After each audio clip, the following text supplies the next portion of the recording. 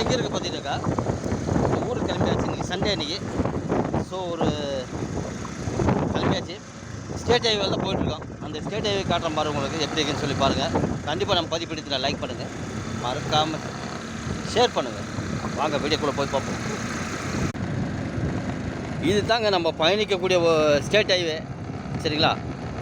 S H, அதாவது எஸ்ஹெச்னா state ஹைவேன்னு அருமையாக இருக்குங்க.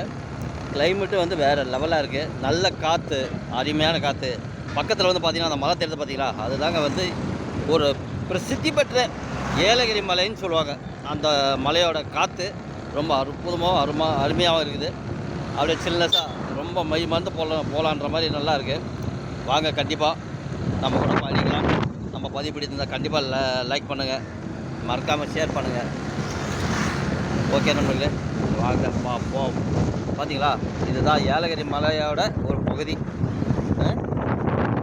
ஏலகிரி மலையோட ஒரு பகுதி. மேலே வந்து ஒரு பெரிய ஊரே இருக்குங்க ஏலகிரி மலை மேலே.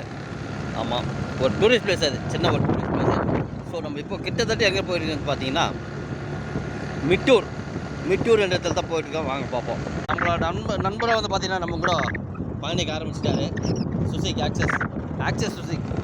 ஆமாம், நம்ம வந்து கிட்டத்தட்ட இதை பாருங்கள், மிட்டூர், சரிங்களா? மிட்டூர் ஊருக்குள்ளே தான் இப்போ என்ட்ரி ஆகிட்டுருக்கோம். கண்டிப்பாக பிடிச்சிருந்தா லைக் பண்ணுங்கள். ஓகே நண்பர்களே, வெயிலும் கொஞ்சம் ஒரு மிதமான வெயிலாக தான் இருக்குது. அதிகமான வெயிலில் கூட இல்லை.